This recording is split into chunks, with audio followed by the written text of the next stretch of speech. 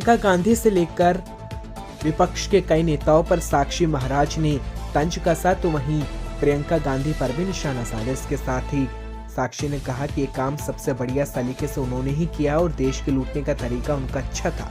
तो वहीं शिवपाल यादव के बयान पर भी साक्षी महाराज ने तंज कसा और कहा कि शिवपाल के योगी मोदी झूठ वाले बयान पर कहा कि हमारा विकास वह विकास नहीं कि विकास बोलता है, सबका साथ सबका विकास लोगों का विश्वास है।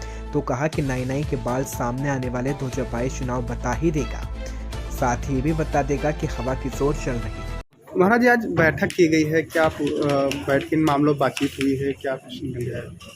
दिशा की बैठक में भारत सरकार के द्वारा कराए गए प्रदेश सरकार के माध्यम से कार्यों की समीक्षा की जाती है। किसी ने काम अच्छा किया तो शाबाशी दी जाती है, कहीं काम में गड़बड़ है तो उसके लिए कमेटियां निश्चित की जाती हैं, जांच कमेटी बनाई जाती है। क्योंकि चुनाव सामने हैं तो ये हर 2-3 महीने में एक बार दिशा की बैठक होती है।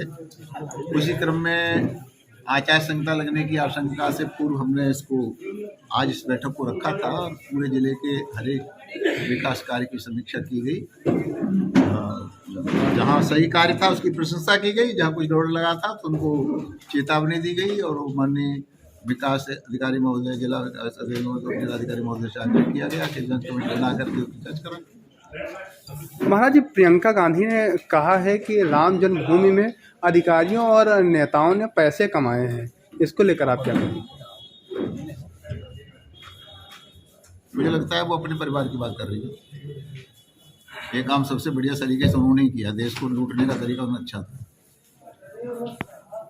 शिवपाल यादव ने एक बयान दिया है, उन्होंने कहा है कि विकास कहीं नहीं हुआ है और योगी मोदी झूठे हैं, इसको लेकर आप क्या कहेंगे?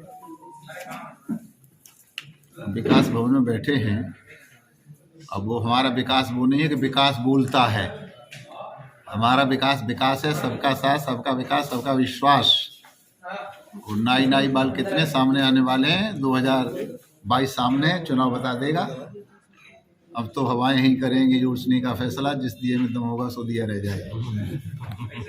ठीक है साहब, धन्यवाद। राउंड टेबल इंडिया 160 से 284 और लेडीज सर्कल इंडिया 142 के संयुक्त तत्वाधान से महात्मा नारायण दास ग्रोवर उच्च विद्यालय कुंजिला खूंटी में 5 क्लासरूम का निर्माण किया गया। वहीं राउंड टेबल इंडिया का मुख्य लक्ष्य बच्चों को अच्छी शिक्षा देना है, तो इनको मोटो फ्रीडम थ्रू एजुकेशन है। इसके उद्घाटन के लिए मुख्य अतिथि के रूप में round table nation president Philip Maurya, special अतिथि में पूर्व सांसद Kariya Munda, ladies circle national president Supra Rajesh, past international president DK Singh, IRO Aniruddh Budia, area 16 chairman Pankaj Motwani, area 16 chairperson Chandni Saklani, area 16 chairperson Shubham Sabu, सचिव Nikhil Jain, round table 160 chairman Ankit Jain, round table 284 chairman Kunal Jain, ladies circle 142 chairperson Ritu Agarwal ने इस जटिल कार्य को सफलता से मुकाम तक पहुंचाया। इसमें मुख्य योगदान प्रोजेक्ट संयोजक राहुल अग्रवाल और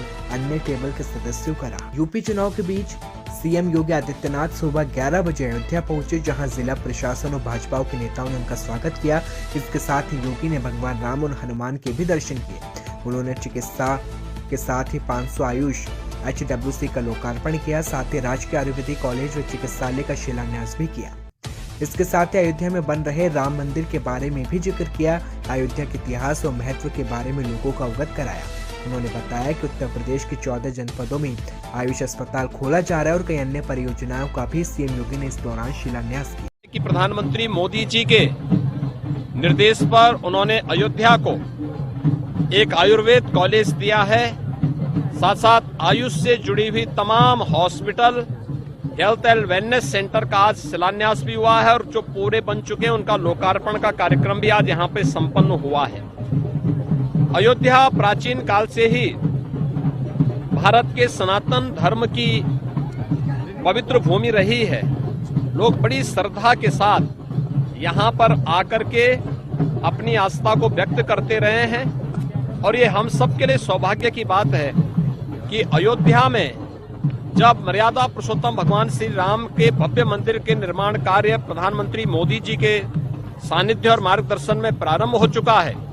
उन स्थितियों में भारत की उन सभी प्रकार की हेल्थ और वेलनेस से जुड़ी हुई, आरोग्यता से जुड़ी हुई विधाओं का अयोध्या में स्थापित होना, यह एक नए भारत के निर्माण की दिशा में एक अभिनंदनीय प्रयास है। और मैं इस अवसर पर खासतौर पर श्री सर्बानंद सोनोवाल जी यहाँ पर आए हैं, मैं इसके लिए उन्हें हृदय से बधाई देता हूँ, अपनी शुभकामनाएं भी देता हूँ और विश्वास व्यक्त करता हूँ कि प्रधानमंत्री मोदी जी की मंशा के अनुरूप अयोध्या के विकास को हम लोग नई ऊंचाइयों तक पहुंचाएंगे और अयोध्या को देश और दुनिया की सबसे सुंदर नगरी के रूप में आगे बढ़ाने का।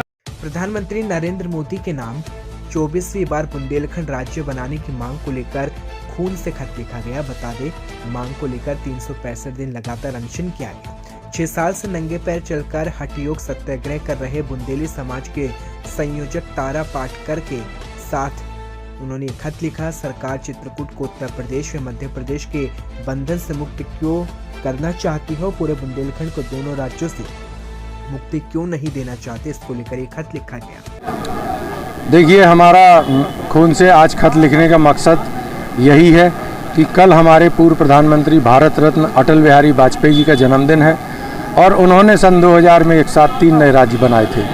तो हम प्रधानमंत्री नरेंद्र मोदी जी से ये पूछना चाहते हैं कि ऐसी उनकी क्या मजबूरी थी अटल बिहारी वाजपेयी जी की कि उन्होंने एक साथ 3 नए राज्य बनाए या उनको बनाने पड़े।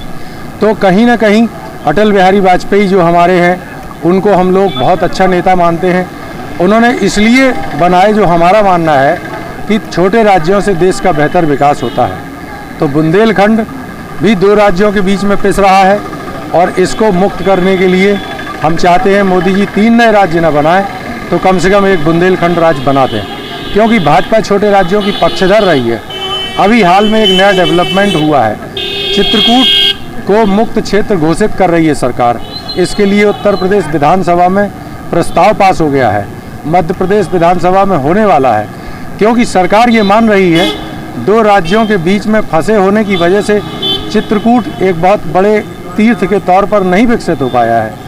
तो हम ये कहना चाहते हैं कि चित्रकूट सिर्फ चित्रकूट ही क्यों, हमारा चित्रकूट तो बुंदेलखंड का हिस्सा है, तो चित्रकूट के साथ पूरा बुंदेलखंड क्यों नहीं सरकार करना चाहती कि पूरा बुंदेलखंड हमारा 2 राज्यों के बीच में पिछले 65 वर्षों से पिस रहा है और इसका विकास नहीं हो पा रहा है। तरह तरह की प्रॉब्लम्स हैं। हमारा बुंदेलखंड बीमार है, क्योंकि बुंदेलखंड हिंदुस्तान का हृदय स्थल है और बीमार है, हृदय बीमार है हिंदुस्तान का। जब तक हृदय स्वस्थ नहीं होगा तब तक हमारा हिंदुस्तान भी स्वस्थ नहीं होगा। तो हम देश को स्वस्थ बनाने के लिए चाहते हैं कि बुंदेलखंड को स्वस्थ बनाया जाए, इसको मुक्त किया जाए 2 राज्यों के बंधन से जो जंजीरों में जकड़ा है। और जब तक ये नहीं होगा तो तब तक विकास नहीं होगा। मोदी जी विकास पुरुष हैं, इस बात पे ध्यान दें कि बुंदेलखंड को जल्दी से जल्दी एक अलग राज्य बनाएं ताकि ये मुख्य धारा में आ सके। खबर लातेहार से है, जहां लातेहार नगर पंचायत विभाग के द्वारा शहर के 15 मुख्य स्थानों पर लकड़ी का व्यवस्था कर शीतलहर से बचने का उपाय किया गया है। तो वहीं वीरेंद्र शर्मा चौक, आश्रम गृह, टेम्पो स्टैंड, नवरंग चौक, सभी डुमरा, चुमली चौक, मंगल बाजार हाट, नीम चौक, करकट, माको मोड़, धर्मपुर मोड़, मुकेश मेडिकल, सत्यम कॉम्प्लेक्स, लातेहार ब्लॉक से लेकर तमाम जगहों पर लकड़ी की व्यवस्था की गई है। शहर के 15 मुख्य स्थानों पर लकड़ी की व्यवस्था कर शीतलहर से बचने का उपाय किया गया है। बड़ी खबर सामने आई, जहां अनिंदिता मुखर्जी ने दुर्गापुर के मेयर के रूप में शपथ ले ली है। बता दें, जिला राज्यपाल एस अरुण प्रसाद ने उन्हें शपथ दिलाई है, जिसके बाद तमाम लोगों ने मेयर बनने पर उनको बधाई दी। खबर गोंडा से है, जहां गोंडा जिले के मोतीगंज थाने में पुलिस की दबंगाई की खबर सामने आई है, जहां दबंग पुलिस वाले सरकारी खड़ंजे पर गेट लगा रहे थे। वहीं गेट लग जाने से गरीब लोगों के लिए अब रोड पूरी तरह से बंद हो गई है। वहीं बता दें, एसडीएम कोर्ट में मुकदमा चल रहा था, लेकिन इसको लेकर स्टे का ऑर्डर भी था।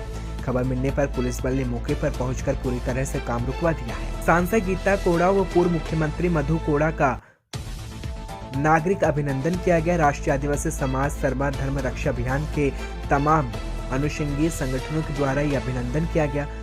सरना धर्म की मांगों को जोरदार तरीके से संसद में रखने के लिए सम्मानित किया गया। बता दें, सरना धर्म के महत्व के बारे में भी कार्यक्रम में बताया गया। सांसद गीता गौड़ा ने कहा कि वे खुद सरना समाज से और प्रतिनिधित्व करता होने के चलते मांग उठाना उनका कर्तव्य है।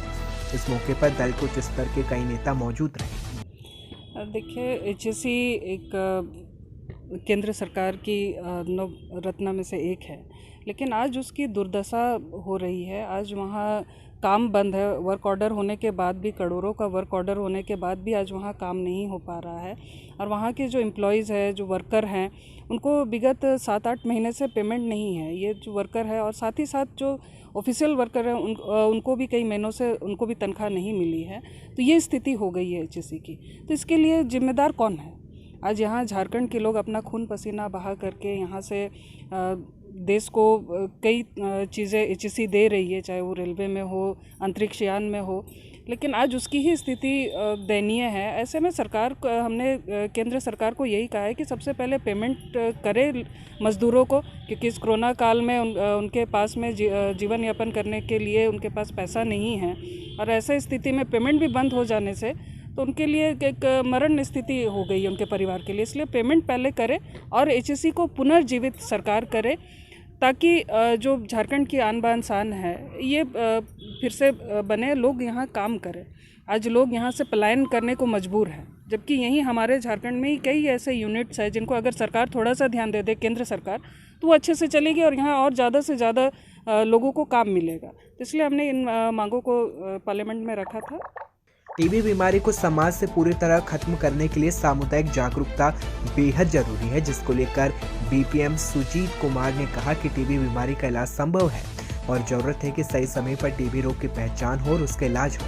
वहीं टीबी के मुख्य लक्षण भी बताए गए। शाम को बुखार आना, बलगम के साथ खून आना भी इसकी वजह बताई गई। तो वहीं टीबी के मरीज को साफ सफाई का रखते हुए ध्यान रखने की बात भी कही गई।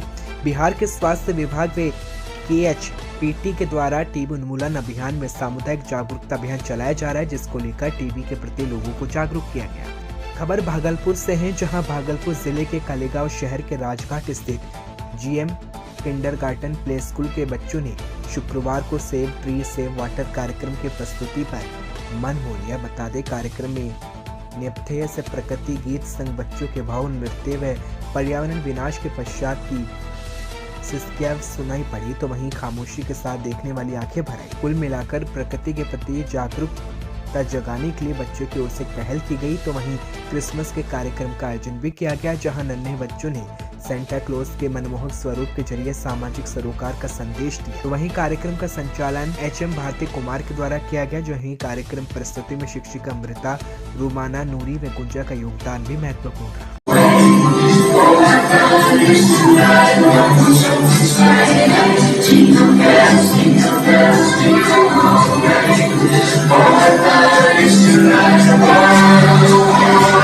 Oh,